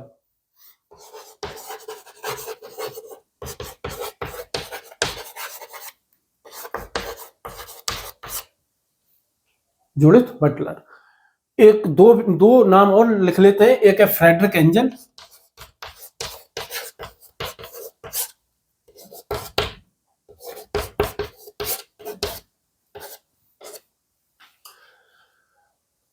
देखो सिमोन डी बुबुआर हो गए, जूडिथ बटलर हो गई, फ्रेडरिक एंजल हो गए, और दूसरे पैट्रिसिया हिल कॉलिंस। पैट्रिसिया हिल कॉलिंस।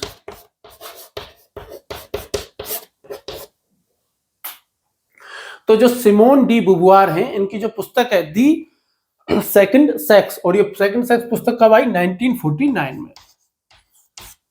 और इनका जो सबसे फेमस कथन है वो आप याद रख लेना, इनका ये कहना था कि महिलाएं पैदा नहीं होती, महिलाएं बनाई जाती है। महिला पैदा नहीं होती, बनाई जाती है। स्त्री लिखो, स्त्री पैदा नहीं होती, बनाई जाती है।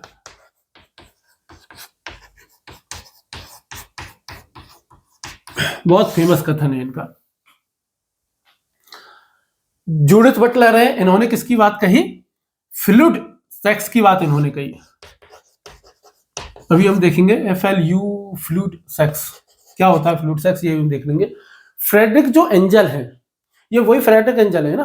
तो इनकी जो पुस्तक है the origin of family, private property and the state, the origin of family, private property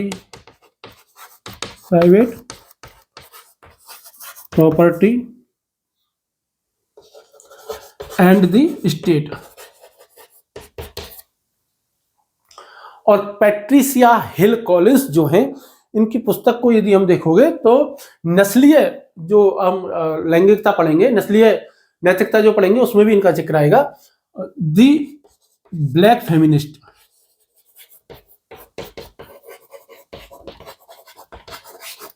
the black feminist जो है वो इनकी जो है वो पुस्तक का नाम है, जब द ब्लैक फेमिनिस्ट थॉट।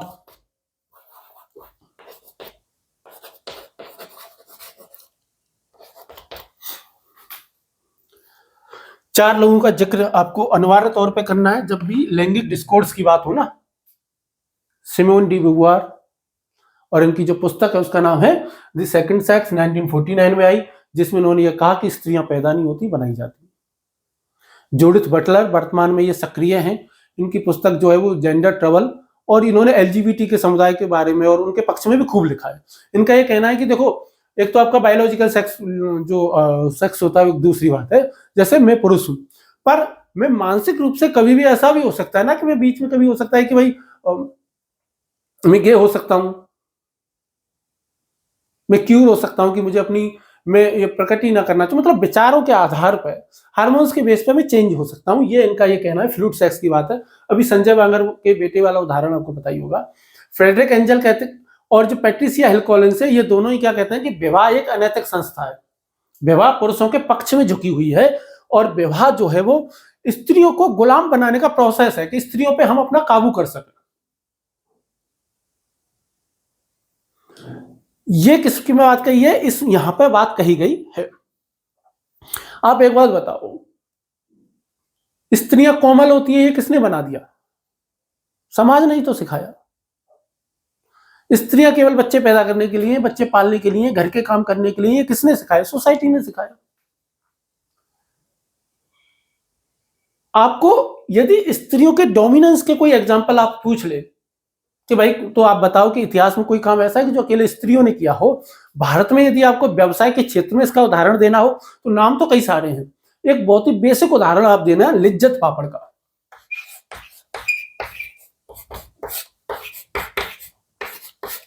जो कि 1959 में से शुरू हुआ। एक आइसलैंड एक देश है जहां की वित्तीय स्थिति बिल्कुल गड़बड़ा गई। उस देश में वित्तीय रूप से बहुत ज्यादा गड़बड़ हो गई, और वो एक आरामन बैंक थी वहां पे। कौन सी बैंक थी? आरामन बैंक। तब वो बैंक पूरी तरीके से स्त्रियों ने अपने हाथ में लिया, लेडीज ने, महिलाओं ने, और उन्होंने पूरे देश की अर्थव्यवस्था में सुधार ला दिया। और ऐसे कई सारे मामले हैं। यानी कि जब भी महिलाओं को मौका मिला, पहली बात तो एक मौका भी नहीं मिलता ना, मौका भी तो मिलना चाहिए। जैसे सुधा मूर्ति जी की आजकल वो काफी चर्चाओं में है, तो उनकी लाइफ स्टोरी काफी चर्चाओं में है। तो सुधा मूर्ति जी क्या कहती हैं कि भाई जब मैं नौकरी देने गई इंजीनियरिंग करने के बाद, एक तो मैं पहली लड़की थी जो इंजीनियरिंग कर रही थी, जब इंजीनियरिंग के बाद नौकरी लेने गई तो उसमें स्त्रियों को लेते ही नहीं थे वो नौकरी में, केवल पुरुष।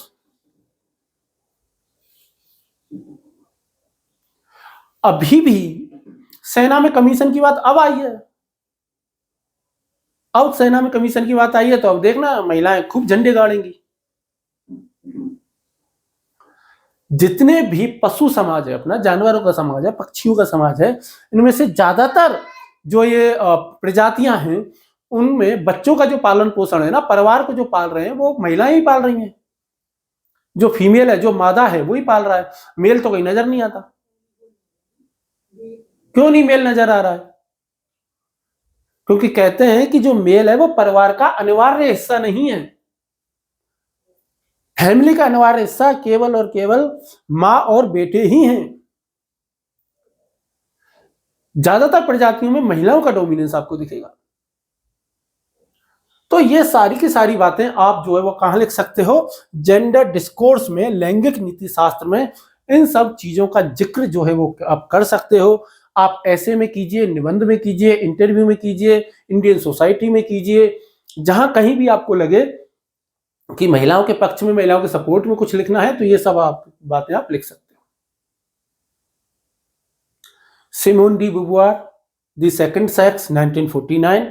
महिलाएं पैदा नहीं होती, स्त्रियां पैदा नहीं होती, बनाई जाती है।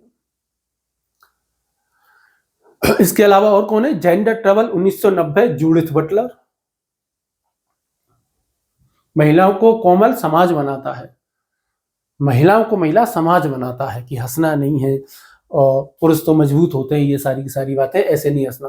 Frederick Engel, the origin of family, private property and the state में लिखते हैं कि विवाह जो है वो पुरुषों के पक्ष में झुका हुआ है, महिलाओं का शोषण होता है विवाह में। और ऐसी ही बात कौन कह रहे हैं? पैट्रिसिया हिल कॉलिंस जो है वो भी ये बात कह रही हैं। महिलाओं को शोषण के लिए ही रखा हुआ है। आप कितने भी एडवर्टाइजमेंट देख लो ना, कोई भी एडवर्टाइजमेंट देख लो, ज्यादातर में क्या है कि महिलाओं को भौतिक वस्तु बना के रख दिया गया है। बॉलीवुड की फिल्में देख लीजिए, अधिकतर सबकी सब में महिलाओं को ऑब्जेक्टिफिकेशन कर दिया गया है। इसका सबसे बड़ा उदाहरण वर्तमान में देखना हो तो वो तृप्ति नाम की जो एक्ट्रेस है, तृप्ति डिमरी है, क्या है उसका नाम, उसको ले लो आप। पुरुषों को हिंसा के लिए रखा गया है और महिलाओं को बॉडी शो करने के लिए रखा हुआ है, बस। तो ये जितनी भी ये जो चीजें हैं ना, ये सारी की सारी बातें जो है वो आप लिख सकते हो। लिज्जत पापड़ केस आप दे सकते हो, आरामन बैंक केस जो है वो ये आप बता सकते हो, आनंद डेयरी वाला जो केस है वो भी आप जो है वो बता सकते हो। और भी कई सारी जो चीजें हैं जो महिलाओं ने की हुई है, जब उनको मौका मिला तो उन्होंने बड़े बड़े काम किए हैं, बड़े बड़े युद्ध भी लड़े हैं, साइंस के फील्ड में भी आई हैं जब भी उनको मौका मिला है। पहली बात तो मौका भी तो मिलना चाहिए ना।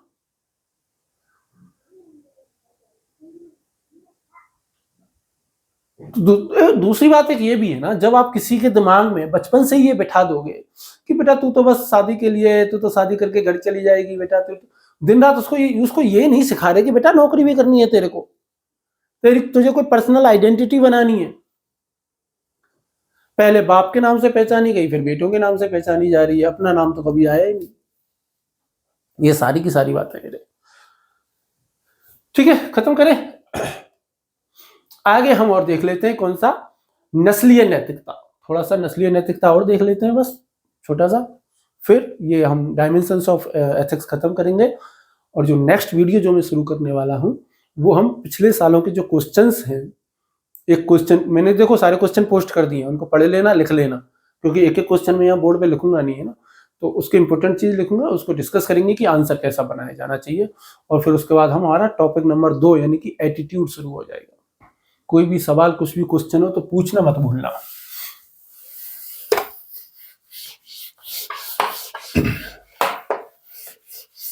तो नस्लीय नैतिकता देख लेते हैं अब।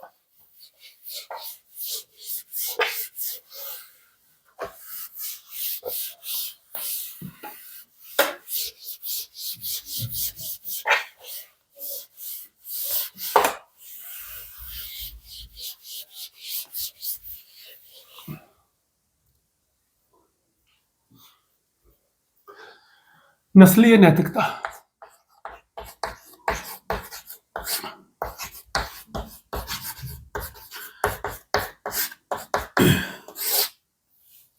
सबसे पहले जब भी नाम आए, नेल्सन मंडेला 27 साल जेल में रहे।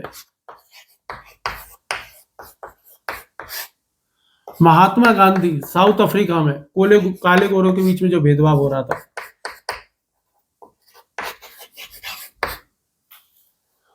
और भी कई सारे लोग हैं जो कि रंग के आधार पर जहां भेदभाव हो रहा है और जिन्होंने संघर्ष किया, उनके नाम आप लिख सकते हो। अमेरिका इसका सबसे बड़ा गढ़ रहा है नस्लीय नैतिकता का, रंग भेद की नीतियों का। इसमें यदि हम किसी का नाम यदि हमको लिखना हो विचारकों का, तो एक तो हम किसका लिख सकते हैं, कर्नेल वेस्ट का। कर्नेल वेस्ट का हम उदाहरण लिख सकते हैं। और एक और उदाहरण हम लिख सकते हैं, उसको हम क्या कहते हैं, फ्रांच फेनन। फेनन का उदाहरण लिख सकते हैं। दो विचारकों के नाम लिख दो, काफी है दो विचारकों के नाम। फ्रांच फेनन की पुस्तक का यदि हम लिखेंगे तो black skin white mask, black skin white mask. और इनकी पुस्तक का नाम हम लिखेंगे तो क्या लिखेंगे, रेस मैटर्स।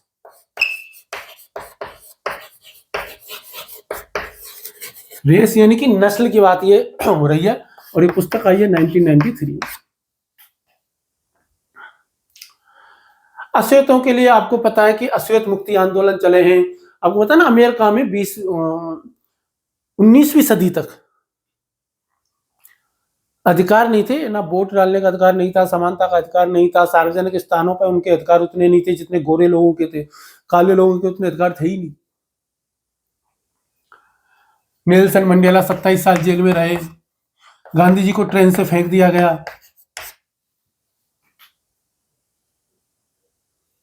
अच्छा, भारत में रंग के आधार पर भेदभाव होता है कि नहीं होता? गोरी हैं कलाइयां, चिट्ठियां कलाइयां, वे गोरे गोरे मुखड़े पे, गाने सुने सब, बुरी नजर वाले, तेरा मुंह। कोई फिल्म का गाना बहुत ही शायद एक आध गाना जो है मुझे काले रंग के पक्ष में याद आ रहा है, तो सावरी सलोनी तेरी झील सी आंखें, उसमें भी सावरी के साथ में सलोनी लगाया है। तो बहुत ही कम है। जसोमती मैया से बोले नंदलाला, राधा क्यों गोरी मैं क्यों काला। बहुत ज्यादा भारत में भी रंग के आधार पर इतना ज्यादा भेदभाव है, मतलब वैसा नहीं है जैसा अमेरिका में है। अमेरिका में तो बहुत ज्यादा है। अमेरिका में व्हाइट पीपल अलग है, ब्राउन पीपल अलग है, येलो पीपल अलग है, ब्लैक पीपल अलग है। वहां तो 4 रंग बना रखे हैं उन्होंने। 4 कैसे? भारत, बांग्लादेश, पाकिस्तान, इन लोगों को कहेंगे वो ब्राउन पीपल। चाइना वगैरह इधर के लोगों को क्या कहेंगे, येलो पीपल। और अफ्रीका वगैरह और उनके यहाँ के जो लोकल जो काले लोग हैं उनको कहेंगे ब्लैक पीपल, और खुद को कहेंगे वो व्हाइट पीपल, व्हाइट। तो 4 रंग उन्होंने बना रखे, और उनमें इनका ये मानना है कि सबसे ऊपर है व्हाइट, सबसे नीचे है ब्लैक। सबसे ज्यादा चिढ़ते किस कलर से हैं, तो ब्राउन और येलो से, चाइना और भारत। तो 4 रंग उन्होंने बना रखे हैं। भारत में काला और गोरे हैं, और आपको पता है भारत में कितनी क्रीम बिकती है। आपकी त्वचा को गोरा बनाए सिर्फ 7 दिनों में। मीटर दे रहे हैं कि रोज नापो गोरे हो जाओगे तुम, ये क्रीम लगाओ गोरे हो जाओगे।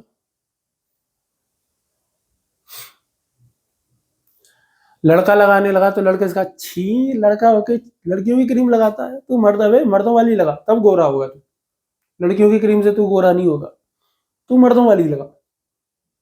क्या लड़कियों वाले साबुन से लगा रहा नहा रहा है, मर्दों वाले साबुन से ला फिर गोरा होगा, पाउडर लगाओ। जगदीश चंद्र माथुर एक लेखक रहे हिंदी में, उनकी एक एकांकी है। एकांकी का नाम क्या है, एकांकी का नाम तो मेरे को याद नहीं आ रहा। उस एकांकी में, एकांकी जानते हो ना क्या होती है, एक अंक में जो पढ़ी जाए, एक एपिसोड जो होता है नाटक का, जो एक एपिसोड रहेगा उसको एकांकी कह देते हैं एक तरीके से। उसमें जो लड़की है वो सिंगार विंगार कुछ करती नहीं है, उसको लड़के वाले देखने आते हैं। उसका पापा कहते हैं कि बेटा कुछ तो सिंगार कर ले, कुछ पाउडर वगैरह तो लगा ले यार, कुछ गोरी हो जा, अच्छी लगेगी, सुंदर दिखेगी। बड़े मजे की बात है कि हमारे यहाँ शादी होती है तो लड़के की तो देखी जाती है कि नौकरी कैसी है, धन दौलत कैसी है, कमाता कितना है। लड़की को देखा जाता है सुंदर कितनी है, गोरी कितनी है।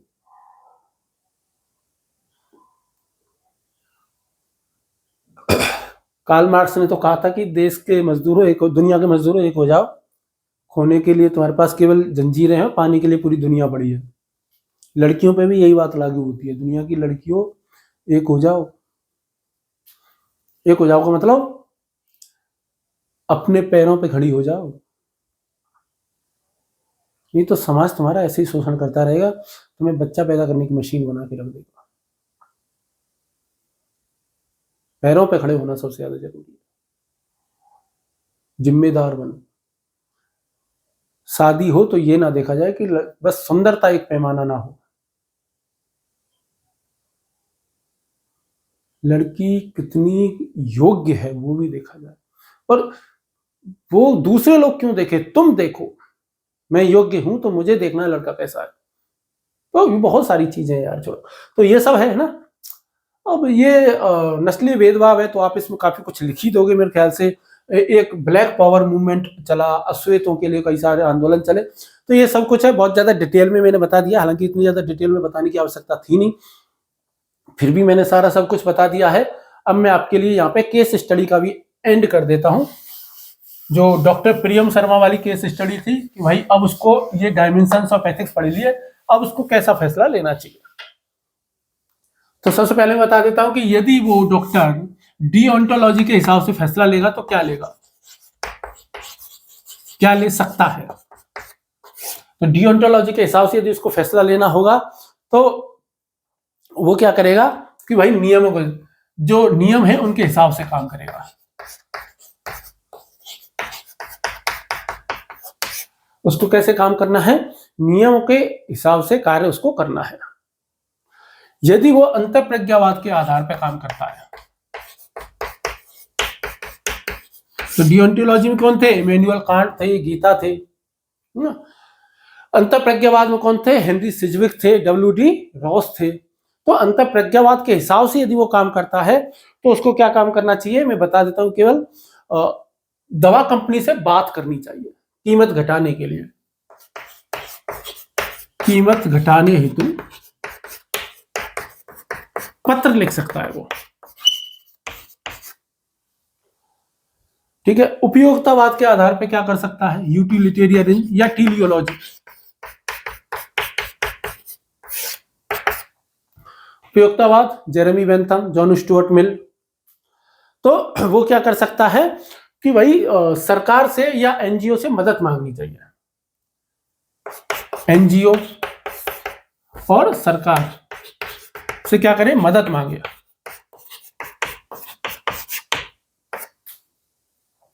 ताकि क्या हो सके, दवा सस्ती हो सके और सबको ज्यादा से ज्यादा फायदा मिल सके। यदि सद्गुण के सिद्धांत के हिसाब से काम करेगा वो, तो सद्गुण का सिद्धांत इस परिस्थिति में क्या उसको सुझाव देगा, सद्गुणवाद क्या कहेगा कि भाई ये भी क्या करेगा, ये वाली बात करेगा, सेम टू सेम पूरी कोशिश उसको करनी चाहिए। स्वार्थवाद जहां पे आ जाएगा, ईगोइज्म की जो हम बात कर रहे हैं, तो स्वार्थवाद के हिसाब से वो क्या करेगा, अपने फायदे के हिसाब से काम करेगा। जहां डॉक्टर को जहां जो जिस काम में ज्यादा फायदा होगा, डॉक्टर को लाभ जिस काम में होगा वो काम वो करेगा। इनमें से जिसमें भी डॉक्टर को ये लगता है कि मेरा सबसे ज्यादा बड़ा लाभ है, यानी कि उसको लगता है कि कंपनी के लिए ज्यादा से ज्यादा दवाइयां बेच करके मैं दूं तो फायदा होगा, तो वो काम करेगा। जैसे एमआर टारगेट देते हैं ना, वैसे तो ज्यादा से ज्यादा डॉक्टर स्वार्थवाद, ईगोइज्म के अनुसार ही काम करते हैं। तो इस प्रकार से है। यदि हम सबको मिलाकर के यदि निष्कर्ष निकालेंगे तो निष्कर्ष के तौर पे आप क्या लिख सकते हो, निष्कर्ष के तौर पे आपको यह कहना चाहिए कि डॉक्टर प्रियम शर्मा जो हैं उनको उपयोगितावाद और सद्गुणवाद या अंतःप्रज्ञावाद को प्राथमिकता देनी चाहिए, और प्राथमिकता देते हुए दवा कंपनी से बातचीत करनी चाहिए, और सरकारी और गैर सरकारी संगठनों से बातचीत करनी चाहिए, पूरी कोशिश करनी चाहिए। अपने आसपास के जो प्रमुख, जो बड़े लोग हैं, जो धनी लोग हैं, उनसे बात करनी चाहिए, उनको ये समझाना चाहिए कि भाई देखो ऐसे ऐसे करके ये काम किया जा सकता है, और इससे वह क्या कर सकता है, ग्राम वासियों की समस्या को हल कर सकता है, या दवाइयों की कीमत को कुछ हद तक कम कर सकता है। वो सरकार से उस दवाई पर टैक्स भी हटाने की मांग कर सकता है कि इस दवाई से सरकार टैक्स हटाए ताकि दवाई सस्ती हो सके। तो ये सारे के सारे विकल्प है, और इन विकल्पों के आधार पर वो एक ज्यादा नैतिक फैसला, ज्यादा अच्छे तरीके से फैसला ले पाएगा। तो ये आपके डायमेंशंस ऑफ एथिक्स थे, जो कि यहाँ खत्म होते हैं। नेक्स्ट जो वीडियो जो मेरी आएगी, फर्स्ट टॉपिक यहाँ पे है, उसमें अब हम क्या करेंगे, जो प्रीवियस ईयर के जो क्वेश्चंस हैं उन पे हम चर्चा करेंगे, और 2024 में जो पहला ही प्रश्न जो आया है उसी को हम शुरुआत करेंगे। मैंने सारे के सारे प्रश्न पोस्ट किए हुए हैं, वहां से आप उनको कॉपी पेस्ट कर लीजिए, लिख लीजिए अपने पास। पहले ही प्रश्न से हम चर्चा शुरू करेंगे, 2013 तक जाएंगे। तो पहले राउंड में हम यूपीएससी के प्रश्नों पर चर्चा करेंगे, सेकंड राउंड में हम जो है वो किसके प्रश्नों पर चर्चा करेंगे, यूपी के पीसीएस के पे, फिर एमपी और आरएएस वाले ले लेंगे। जितने भी क्वेश्चन है हर एक क्वेश्चन पर चर्चा करेंगे, ताकि आप आंसर राइटिंग सीख सको, आंसर में क्या क्या लिखना चाहिए वो आपकी समझ में आ सके। और हमारा आखिरी उद्देश्य सफलता प्राप्त करना है, परीक्षा को, एग्जाम को क्रैक करना है, परीक्षा में सफलता प्राप्त करना है, अच्छे नंबर लेकर के आना है। तो उस हिसाब से हम काम करेंगे। चलिए फिर नेक्स्ट वीडियो में हम मिलते हैं। उम्मीद है आपको समझ में आ रहा होगा जो भी मैं आपको समझा रहा हूँ, बता रहा हूँ। नहीं आ रहा तो प्लीज यार बताओ, कमेंट बॉक्स में लिखो, सवाल तो पूछो, है ना, कुछ बातचीत तो हो। चलिए फिर नेक्स्ट वीडियो मिलते हैं, तब तक के लिए धन्यवाद। पिछले सालों के प्रश्नों पर चर्चा करेंगे ना, लिख करके ले लेना, क्योंकि ब्लैक बोर्ड पे एक एक प्रश्न लिखूंगा तो प्रश्न तो लंबे चौड़े आते हैं ना। तो चलिए फिर नेक्स्ट वीडियो मिलते हैं ना।